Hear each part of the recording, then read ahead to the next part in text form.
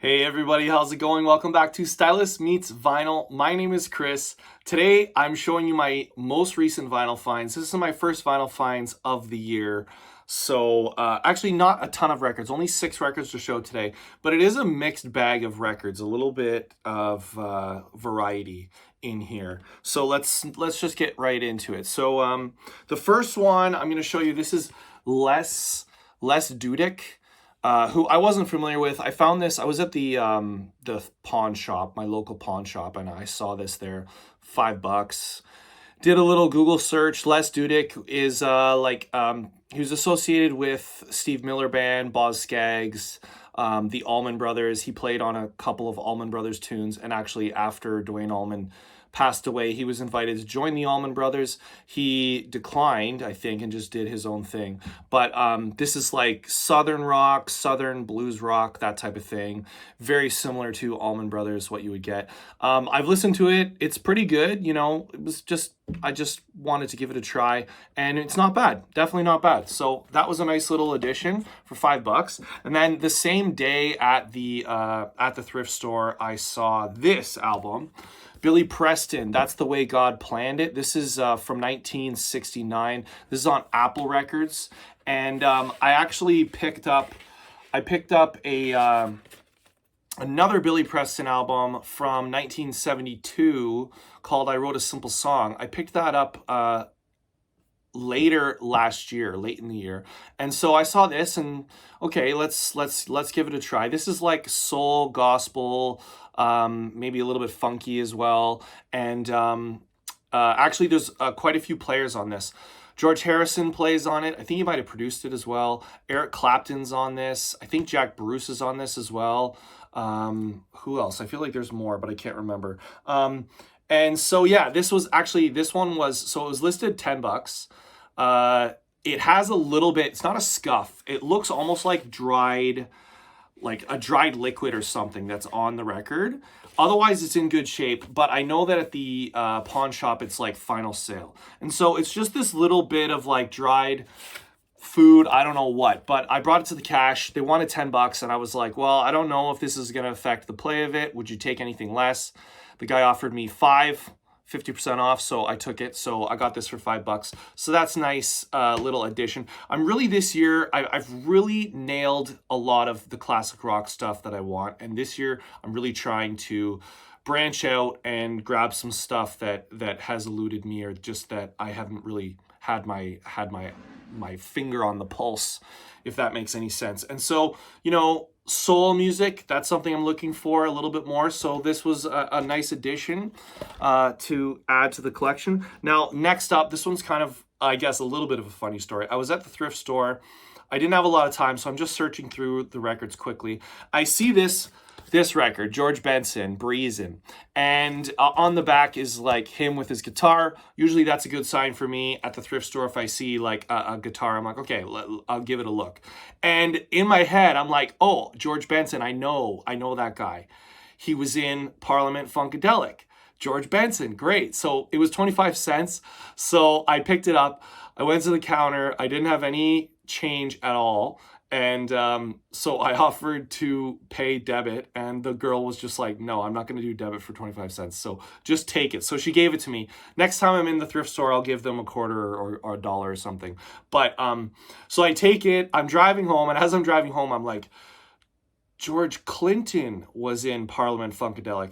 I'm like, I don't know who George Benson is. But on this album, I saw that Phil Upchurch plays bass and rhythm guitar on here. He also writes one of the songs. And I picked up a Phil Upchurch album last year, and I really enjoyed it. It was like psychedelic jazz guitar. And so I figured this would be sort of in the same vein. This is like smooth jazz or like jazz funk. And it's not bad, actually. It's mostly instrumental. There's 1 or 2 tracks with vocals, but it's not bad for essentially free.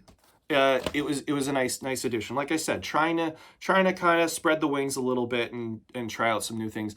Dipping my toes into jazz a little bit. I know that is like a sort of an offshoot of jazz, but I still, you know, I'm not crazy about jazz, but I'm I'm trying it out. So that's part of it. Okay, so the next one, I was at the flea market near here, and I wanted to shoot some footage and make a video, but there were so many people there, and it's always really awkward, and like, it was really busy day, and there were people even like digging right beside me. So I didn't take any footage, but I did see this record, and it is Blue Cheer, Vincebus Eruptum. Now, this is an album I had seen before in the vinyl community. I know Dylan at Noble Records speaks really highly of Blue Cheer. He loves these guys, and I've seen them on a few other psych channels talking about, you know, great psych music. And this is from 1968, January 1968.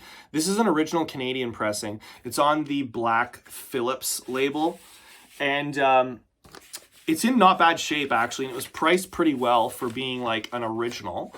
So I decided to take a chance on it. There's the cover of, I think it's Eddie Cochran does the song Summertime Blues. They cover this on this album. And I guess Blue Cheer was a type of LSD that these guys like to take. And so they named their band Blue Cheer. But this is considered like, this is very hard blues rock. Like, this is considered proto metal, like early heavy metal stuff. I mean, for 1968, January 1968, this was recorded in 67. This is pretty hard stuff. Very fuzzed out, like acid rock. And actually, so I had heard that Summertime Blues song, and I hadn't heard anything else on here. So I took a chance and bought it blindly. And you know what? Like, I didn't love it. And I feel bad saying that, because it should be something that I really like, you know, acid rock, psych, like heavy psych. I should really like it, but it was really fuzzed out guitar and just almost too much fuzz for my liking, and not enough like catchy guitar riffs, in my opinion. And I've listened to it a few times. Not loving it. I don't dislike it, but I expected that I would like it more than I actually did. I'm curious if anyone else has this album or has heard this album. Did it take a while for you to come around on it, or did you like it instantly? I'm certainly going to keep it, but I'll have to listen to it a few more times, see if I warm up to it. But I don't know. It's considered like an acid rock masterpiece. I don't know. I don't know. I feel bad saying it, but I didn't love it. Now, next, this was a birthday present. I did my video on my new Fluence RT85, which is back here. I got one record for my birthday. That was from my future sister-in-law, Jessie. Thank you so much. This is Metallica and Justice for All. This is from 1988. This is their first album after their bass player, Cliff Burton, was killed in a the tour bus crashed. They were in Sweden touring for Master of Puppets, and their tour bus crashed, and he was tragically thrown from the vehicle and died basically instantly. There is controversy over whether the bus driver was drinking, whether he fell asleep at the wheel. He claims that he hit a patch of black ice and skidded off the road. He did not end up being charged with anything, but it's an interesting story, and it's tragic, actually, because I feel like Cliff Burton's presence is definitely missed after on all the subsequent Metallica albums, including this one. And actually, I forgot how much I do enjoy this album, but it's not. I don't like it as much as like Ride the Lightning or Master of Puppets. But there's a lot of good songs on here. Eye of the Beholder, One is a great one on here. Shortest Straw, The Frayed Ends of Sanity, and then there's what is the To Live Is To Die is the one song that they gave Cliff Burton a writing credit, because they recruited Flotsam and Jetsom's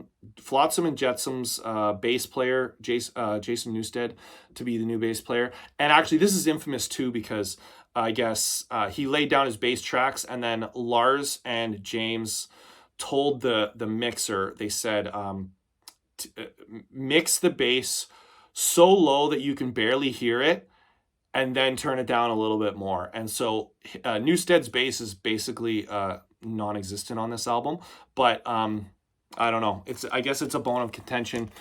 And it's a little bit missed. And I think Cliff's presence is a little bit missed on that album. And then, so I had my RT85. It's sounding great. I'm loving it. And I'm just like, you know, I want to reward myself with a nice, really nice sounding album. And I don't have any mobile fidelity pressings. And I just thought, okay, I need a MoFi Sound Lab pressing. What album am I going to get? I decided to go for, I actually have to give credit to Steve at All the World's a Stage, because he showed this album. He did 5 years in the life of the artist of Electric Light Orchestra. He showed this album, and I asked him about it, this is the El Dorado. This is the original master recording from MoFi, as I mentioned. Steve showed this one. I had my eye on it. I had read some of the reviews on Discogs. They were lukewarm. Some people were saying it doesn't sound great. Some people were saying it sounded great. I asked him. He said his sounds great. I took his advice and I went for it, and it does. It sounds great. I love it. There's not like any big differences. I have an original of this. There's not any big differences, but there's a lot of subtle differences that you notice. You'll be like, oh, like I'm hearing that violin here, or like, oh my gosh, like I never heard that before. Like, and you can hear the bass a lot more, and the vocals are a lot clearer. You can really make out Jeff Lynne's vocals more than you can on the original pressing. But really happy to get this one. That's just like a little birthday present to myself. So that's it for my vinyl finds, guys. Let me know what you think about any of these albums in the comments. If you have them, do you like them? Do you hate them? Please let me know. Thank you guys for watching. Consider liking the video. And consider subscribing if you haven't already. And whatever you do, make sure you come right back here where Stylus meets vinyl. Thanks, everybody. See you soon.